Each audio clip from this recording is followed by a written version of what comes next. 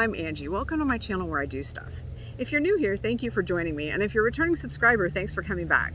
So in today's video, I'm going to do a super short intro to geocaching, show you what it's like to do some geocaches, and kind of explain a little bit about it. So let me explain what geocaching is. It's an outdoor activity that's kind of like a scavenger hunt, and you can use either the geocaching website or one of several different apps, or you can use an actual handheld GPS unit to find these hidden caches all over the world. So there are no prizes, there's nothing to win. So if you wanted to find a geocache, then you would need to sign up on the geocaching website, which is run by a company called Groundspeak. You can either locate caches that you want to go find either through the website, or you can download an app to your phone.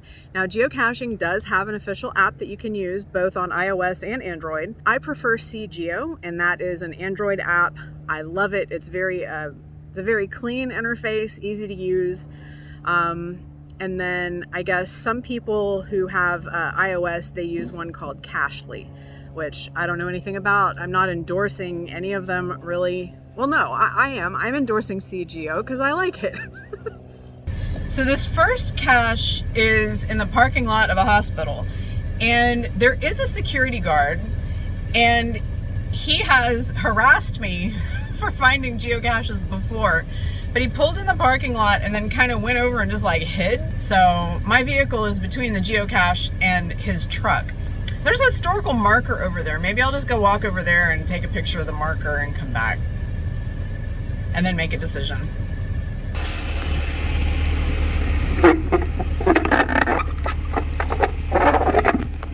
Okay, so once you pull out the cache, ignore all the trash in my vehicle. This is what you get, and sad I can't do it with one hand apparently. All right, BRB.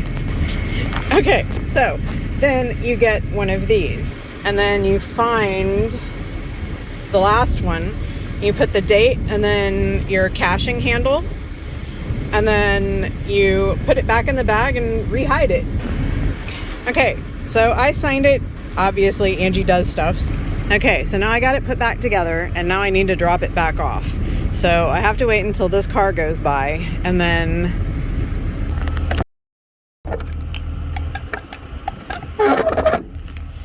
all right, the next thing you need to do is log it online, and I will show you a recorded screenshot video of how that works. Keeping up the maintenance on a geocache is hard, and one of the things that really makes it worth it is when people are enthusiastic about finding the caches you've placed. And while it is proper etiquette to drop a TFTC in the log, which means thanks for the cache, it's even better if you can tell a story or explain something funny that happened, or just tell what was going on during the time that you were finding the cache to make the log a little bit more interesting. If you don't find the cache, you can log it as a DNF or a did not find, but you don't have to go into detail on that. So the security guard is his flashy lights over there. He hasn't moved.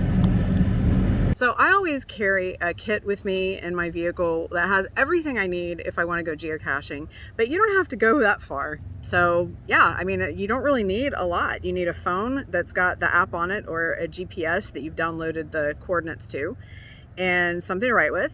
And I would suggest a pair of tweezers, because micro caches that are super, super tiny, you might need a pair of tweezers to extract that log without completely destroying it. Okay, so we're at a new location, and I am going to give you an idea of what I do while I am looking for a cache, to make it a little bit easier to find.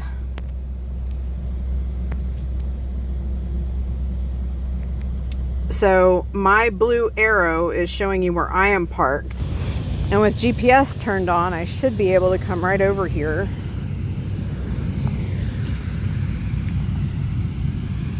And hopefully it's here. There was someone who posted recently that it was gone. Okay, so there are a few things happening right now. So let me pull up the video camera and I'll show you what's happening. The cache is supposed to be in this bush right here near the bottom, but you can see that they recently trimmed. Oh, I'm an idiot. It says it's supposed to be low to the ground. That is not low to the ground. If you don't see it exactly where you first expect it to be, you need to widen the search because the coordinates can be wrong or whatever. But so the point I was trying to make is that you can tell that there's erosion here. And so if the cache were on the ground, it could have been washed down there, which means you'd need to go down there and look and see if it was there. Another thing is that it could have been found by the people who trimmed these and they threw it out because, I mean, it looks like trash. It's literally a mint can. Now, sometimes when you open a cache, you will see what they call swag in there. If you don't bring something to trade out, you don't take anything. So I did not bring anything with me this time, but normally I would have some sort of trinkets with me. They must be family friendly. I would stick that in here, but I didn't bring any with me this time. But depending on how well this video does and what y'all have to say, then I may start hiding fossils and petrified wood for y'all to find.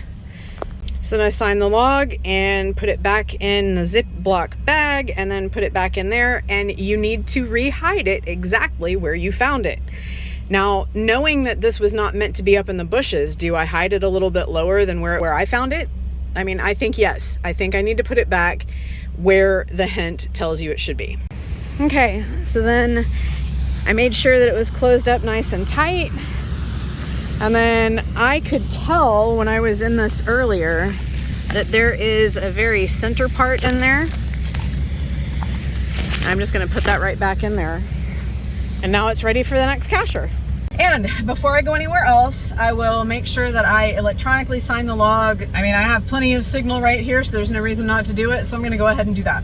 If you're enjoying today's video, make sure you give it a thumbs up because it really does help support my channel and it lets me know that you're enjoying the content I'm bringing you. So I'm at a new location and this one is a little bit of a different cache. It's kind of like a puzzle of sorts. So yeah, let's go try to figure this one out. All right, so this one, you obviously need to figure out what the combination is. Okay. Oh, here we go. I'm so short. So this one says that you have to check the hint to figure out the code for the lock. So let's go back to the website or the app and see what the hint is.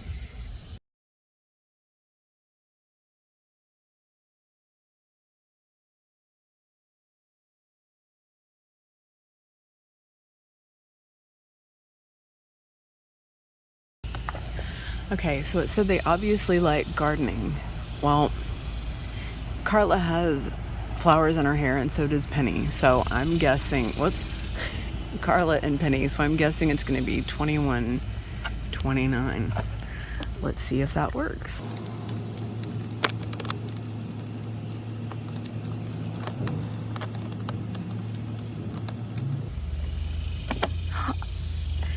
Boing!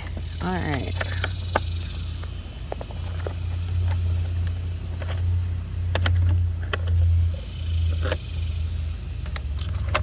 All right.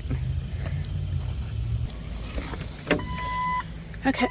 No, we're not doing that. Okay. So I got the log out and I mean, there's really no reason to take up an entire page, but okay.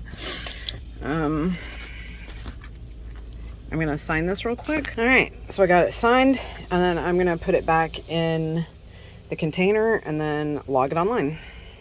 Okay, so that one's done. Then we'll be ready to go on to the next. If you have any questions about geocaching, leave it in a comment below.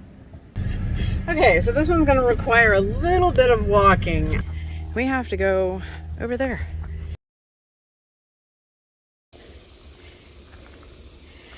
But there are certainly turtles. Look at those fish down there.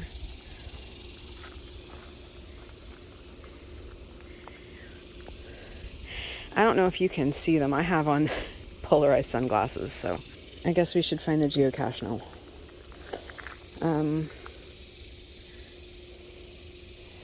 So this one is supposedly magnetic as well, which means it is likely going to be underneath. Aha! Like right there, maybe?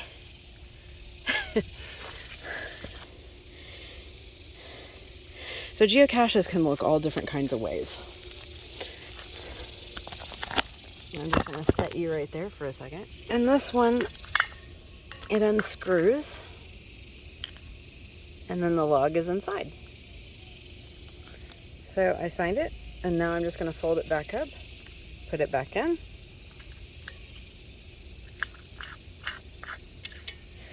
Screw it down, not too tight.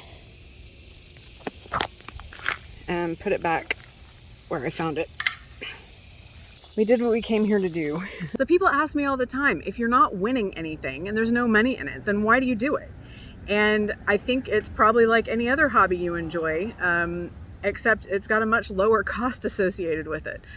So these are the reasons why I enjoy doing it. Caches can teach you things. A lot of times I've learned things about new locations or about geology formations, and I might not have learned that otherwise had I not read the cache description and been taken to that place. Another reason I really like geocaching is because the mystery and puzzle caches are fun to try to work out. It gets me outside and exercising, and it keeps me out of trouble. And those are things that I struggle with. Which leads right into the next one. Geocaching takes me places I probably would never go otherwise. I have found so many cool places and done so many neat things because of geocaching. Things that I never would have thought to do on my own. And one of the most important reasons I love geocaching is because I get to spend time with people I love being around. I've made so many new friends, and I've made a couple of really close friends. And I would not have met them had it not been for geocaching. Well, y'all, that's all I got for you today. Thank you so much for watching. I really hope you enjoyed today's video. And if you did, then I hope you'll consider subscribing, because I would really love to see you back here next week when I do more stuff. Bye. Since it's a woman, she doesn't know how to use a rear view mirror, so I should be okay putting it back in. Yeah, I said it.